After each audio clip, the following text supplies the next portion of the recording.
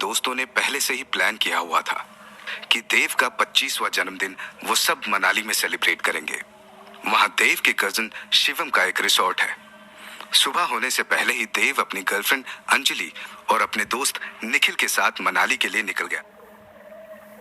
वृंदा को सपने में देखने के बाद से ही देव का मन बिल्कुल नहीं था कि वो अपना जन्मदिन मनाए, लेकिन इस वक्त वो अंजलि के साथ रहना चाहता था, क्योंकि पिछली रात सपने से जागने के बाद सबसे पहले उसने अंजलि को ही देखा था।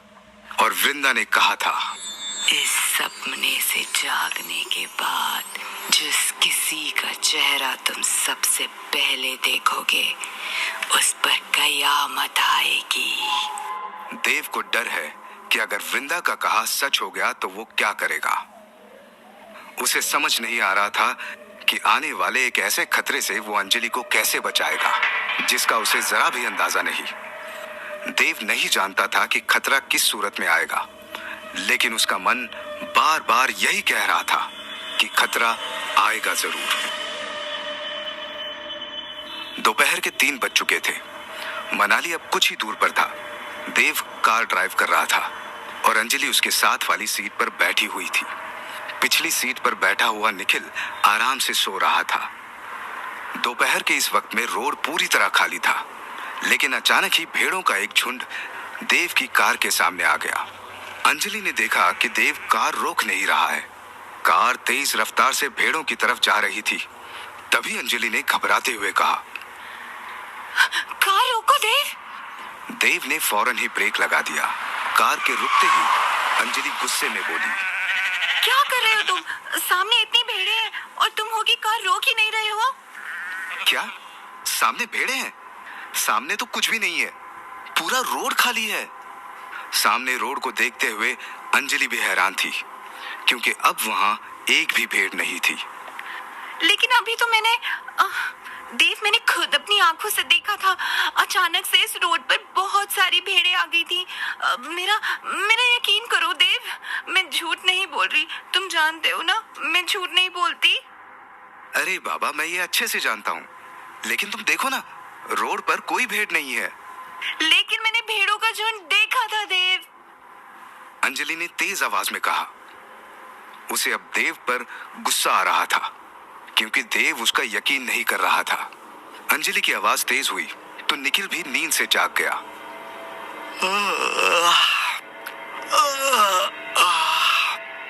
अरे क्या हुआ? क्यों लड़ रहे हो तुम दोनों? उबासी लेते हुए निखिल बोला। देव कुछ कहता उससे पहले ही अंजलि ने निखिल को सारी बात बता दी।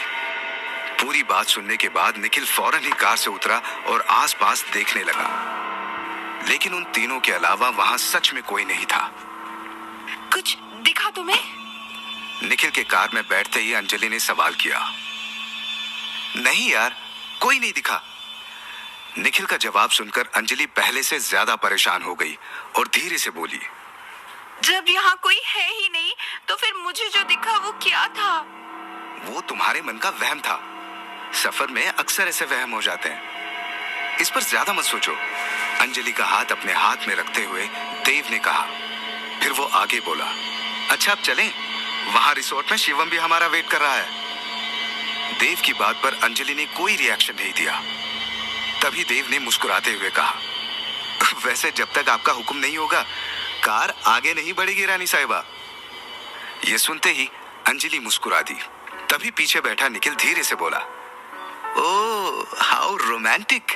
शट अप निखिल, देव ने कहा और कार स्टार्ट कर दी। लेकिन अगले ही मोड़ पर कार जैसे ही मुड़ी, एक बूढ़ा आदमी कार के सामने आ गया। देव ने बहुत तेजी में ब्रेक्स लगाए। अगर 1 सेकंड भी देरी होती तो कार उस बूढ़े से टकरा ही जाती। अरे अब ये कहां से टपक पड़ा? निखिल ने धीरे से कहा। देव ने उस बूढ़े आदमी को गौर से देखा।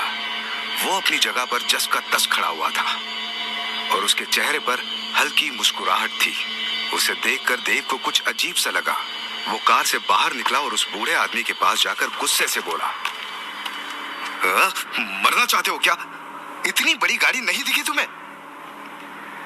गुस्से से भरी देव की आवाज सुनकर भी बूढ़े आदमी के चेहरे की मुस्कुराहट कम नहीं हुई। ये देखकर देव का गुस्सा और भी बढ़ गया।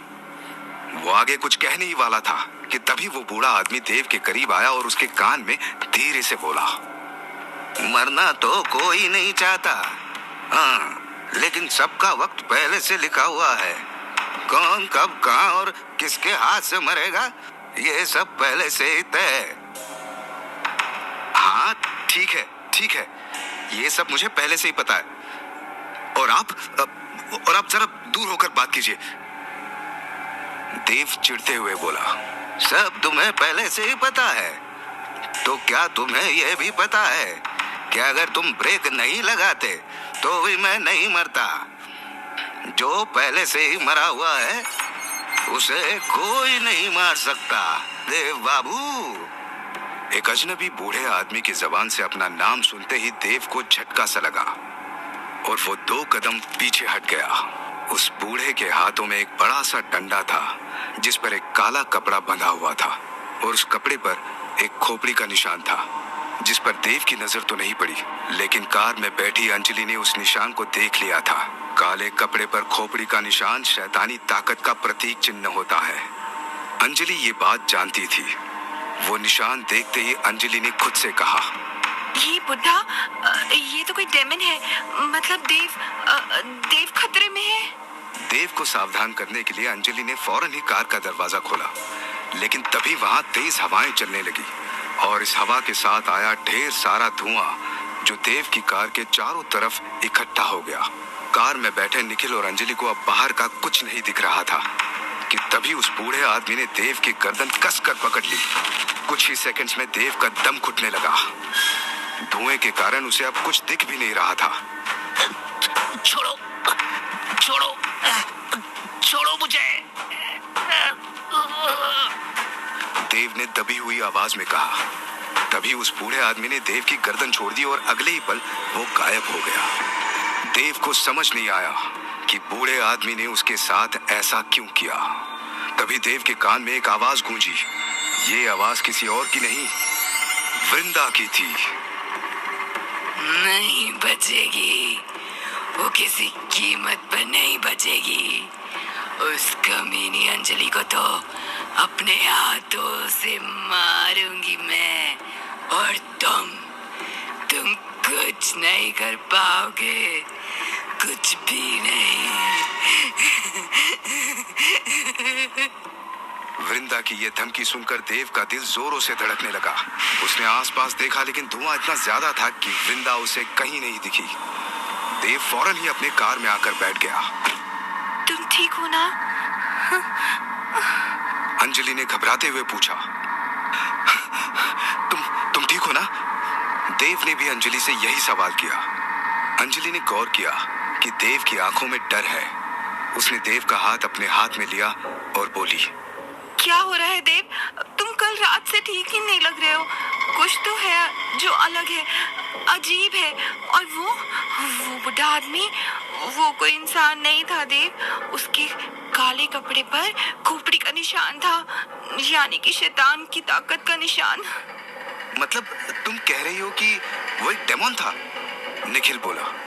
निखिल की तरफ देखते हुए अंजलि ने पूरे यकीन से कहा, हाँ, वो एक डेमन था। तुम्हें क्या लगता है कि ये हवा और ये धुआं बस ऐसे ही कहीं से आ गया? ये सब उसी ने किया था। और देखो कैसे वो गायब भी हो गया और अब सारा धुआं एकदम से हट भी गया। अंजलि ने जो कहा वो निखिल को कुछ ठीक लगा, लेकिन वो पूरी तरह कन्विंस नहीं हुआ। देव ने भी इस पर आगे कोई बात नहीं की क्योंकि वो सच जानता है। वो बूढ़ा आदमी कोई शैतान नहीं था। उस बूढ़े आदमी की शक्ल में वो वृंदा थी। कुछ देर की ड्राइव के बाद देव अपने कजिन शिवम के रिसोर्ट पर पहुंचने ही वाला था। अंजलि का ध्यान अब भी उस काले कपड़े पर बने हुए शैतानी निशान पर अटका हुआ था और देव के मन में बस वृंदा के कहे शब्द गूंज रहे थे, नहीं बचेगी, वो किसी कीमत पर नहीं बचेगी। उस कमीनी अंजलि को तो अपने हाथों से मारूंगी मैं, और तुम कुछ नहीं कर पाओगे, कुछ भी नहीं।